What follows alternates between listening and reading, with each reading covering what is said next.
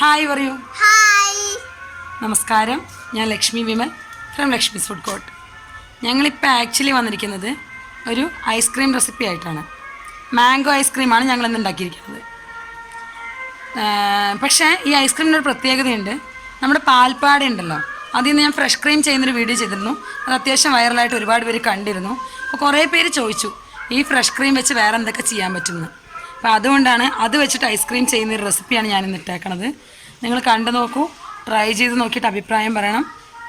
ഞാൻ ഇതിനകത്തിട്ടുള്ള മധുരത്തിനേക്കാളും കുറച്ച് കുറവ് മതിയോ കൂടുതൽ മതിയോ നിങ്ങളുടെ പാകത്തിനനുസരിച്ച് അഡ്ജസ്റ്റ് ചെയ്യണം. മധുരം മാത്രം ഞാൻ എൻ്റെ ലെവലിലാണ് ഇട്ടേക്കണത്. അപ്പോൾ ഈ പറയുന്ന റെസിപ്പി ഇതുപോലെ ഫോളോ ചെയ്ത് നോക്കൂ, ട്രൈ ചെയ്തിട്ട് അഭിപ്രായം പറയൂ.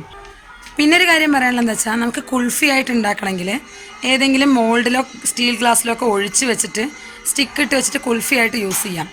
അല്ലെങ്കിൽ ഇതിനെ അതുപോലെ തന്നെ ബോക്സിൽ നിന്ന് ഡിമോൾഡ് ചെയ്തിട്ട് കട്ട് ചെയ്തിട്ട് യൂസ് ചെയ്യാം.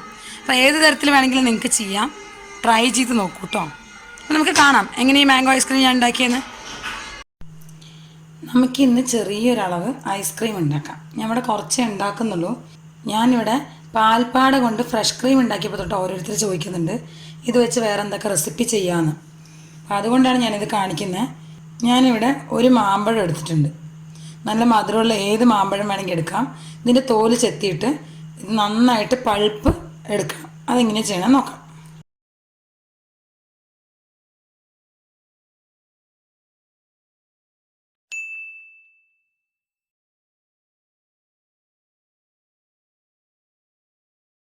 മിക്സിയുടെ ജാറിലേക്ക് ആ മാമ്പഴത്തിൻ്റെ പൾപ്പ് മുഴുവൻ എടുത്തിട്ടുണ്ട്.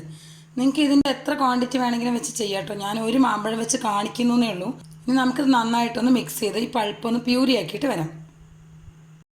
ഒട്ടും തന്നെ തരിയും കട്ടയൊന്നും കെട്ടാതെ നല്ല വൃത്തിയായിട്ട് പൾപ്പ് ഉണ്ടാക്കി എടുത്തിരിക്കണം. ഇനി ഇതിലേക്ക്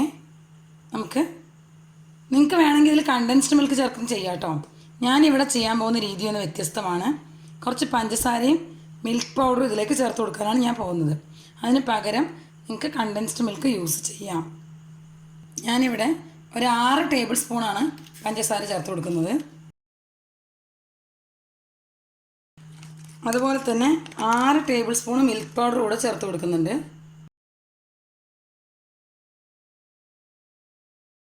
നമുക്കിനി ഇതൊന്നുകൂടെ നന്നായിട്ട് മിക്സിയിൽ അടിച്ചെടുത്തിട്ട് വരാം. വെള്ളം ചേർക്കരുത്. ഇപ്പം ഈ ഐസ്ക്രീമിൻ്റെ മിക്സിലേക്ക് ഒരു ഇൻഗ്രീഡിയൻ്റ് കൂടെ ചേർക്കാൻ പോവാണ് ഞാൻ. കുറച്ച് ഫ്രഷ് ക്രീം. ഇത് പാൽപ്പാടയിൽ നിന്ന് നമ്മൾ ഉണ്ടാക്കുന്ന ഫ്രഷ് ക്രീം ഉണ്ട്, അതാണ് ഞാൻ ചേർത്ത് കൊടുത്തിരിക്കുന്നത്. 1/2 കപ്പ്. അപ്പോൾ ഇത് എക്സാക്ട്ലി ചെയ്യേണ്ട രീതി എങ്ങനെയാണെന്ന് ഞാൻ വീഡിയോ ആഡ് ചെയ്തിട്ടുണ്ട്. ഞാൻ ഡിസ്ക്രിപ്ഷൻ ബോക്സിൽ ലിങ്ക് ചേർക്കാം, നിങ്ങളത് കണ്ടു നോക്കുക. നമുക്കിതൊന്ന് ബീറ്റ് ചെയ്തിട്ട് വരാം. ഇത് കുറച്ചും കൂടെ പോറിങ് കൺസിസ്റ്റൻസി ലിക്വിഡ് ആക്കാൻ വേണ്ടി ഇതിലേക്ക് കുറച്ച് പാല് ചേർത്ത് കൊടുക്കാൻ പോവാണ് ഞാൻ. തണുപ്പിച്ച പാല് ഒരു 2-3 ടേബിൾ സ്പൂൺ ഞാൻ ചേർത്ത് കൊടുക്കുന്നുണ്ട്. ഒരുപാടൊന്നും വേണ്ട, 2-3 ടേബിൾ സ്പൂൺ മാത്രം മതി. നിങ്ങൾക്ക് ഫ്ലേവറിന് വേണമെങ്കിൽ വാനില എസൻസ് ചേർക്കാവുന്നതാണ്, അല്ലെങ്കിൽ മാംഗോ എസൻസ് ചേർത്ത് കൊടുക്കാം. കാരണം മാംഗോ ഐസ്ക്രീം ആയതുകൊണ്ട് മാംഗോ എസൻസ് ആയിരിക്കും ഏറ്റവും ബെസ്റ്റ്. ഞാനിതിൽ ഒരു എസൻസും ചേർത്ത് കൊടുക്കുന്നില്ല, കാരണം എനിക്ക് ഈ ഐസ്ക്രീം ഞങ്ങളുടെ മാങ്ങയ്ക്ക് തന്നെ നല്ല ഒരു മണമുണ്ട്. അതുകൊണ്ട് തന്നെ ഞാനിതിൽ ഒരു എസൻസും ചേർത്ത് കൊടുക്കാതെയാണ് മിക്സ് ചെയ്യുന്നത്. ഇതൊക്കെ മിക്സിയിലിട്ട് അടിക്കൊന്നും വേണ്ടത്, ഇങ്ങനെ തന്നെ മിക്സ് ചെയ്തപ്പം ഐസ്ക്രീമിൻ്റെ ഒരു ഇതായിട്ടുണ്ട്. നമുക്കിനി ഇതൊരു എയർ ടൈറ്റ് കണ്ടെയ്നറിലേക്ക് ട്രാൻസ്ഫർ ചെയ്യാം. ഞാൻ വളരെ ചെറിയൊരു ക്വാണ്ടിറ്റി ഉണ്ടാക്കണല്ലോ എന്ന് ആദ്യമേ പറഞ്ഞു. ഇതാണ് ഈ ഒരു ലെവലിലായിരിക്കണം നമ്മുടെ ഐസ്ക്രീമിൻ്റെ മിക്സ് നമ്മൾ ഒഴിച്ചു കൊടുക്കേണ്ടത്. ഈ ഒരു ലിക്വിഡ് കൺസിസ്റ്റൻസി ആയിരിക്കണം. ഇത് നമുക്ക് ഈ കണ്ടെയ്നറിൽ വെച്ച് ഒന്ന് ടാപ്പൊക്കെ ചെയ്ത് കൊടുത്തിട്ട് നമുക്ക് ഫ്രിഡ്ജിലേക്ക് വെക്കാം, ഫ്രീസറിലേക്ക് വെക്കാം. നമ്മുടെ കണ്ടെയ്നർ അടച്ച് വെച്ചിട്ട് ഞാനിത് ഫ്രീസറിലേക്ക് വെക്കുകയാണ്. ഒരു 2-3 മണിക്കൂർ കഴിയുമ്പോൾ നമുക്കിത് ഒന്നുകൂടെ ഒന്ന് മിക്സിയിലിട്ട് അടിച്ച് കൊടുത്തിട്ട് വേണം ഉണ്ടാക്കാൻ. എന്നാലേ ക്രീമി ടെക്സ്ചർ കിട്ടുള്ളൂ, അല്ലെങ്കിൽ ഐസായി പോവും. അപ്പോൾ അതെല്ലാവരും ശ്രദ്ധിക്കുക.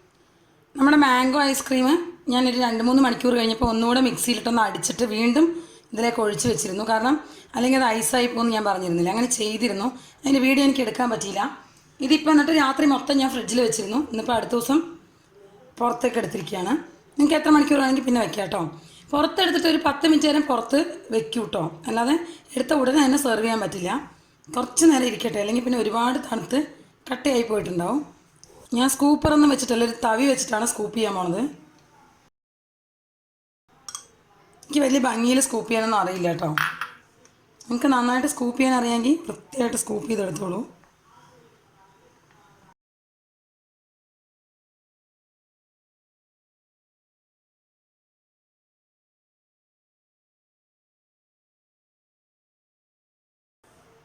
ഞങ്ങളുടെ മാംഗോ ഐസ്ക്രീം റെഡി ആയിട്ടുണ്ട്. ട്രൈ ചെയ്ത് നോക്കിയിട്ട് അഭിപ്രായം പറയാം. വളരെ ടേസ്റ്റിയാണ്, അടിപൊളിയാണ്. അപ്പം നിങ്ങളും കുട്ടികൾക്കൊക്കെ ഉണ്ടാക്കി കൊടുക്കുക നാച്ചുറലായിട്ടുള്ള മാംഗോ ഐസ്ക്രീം.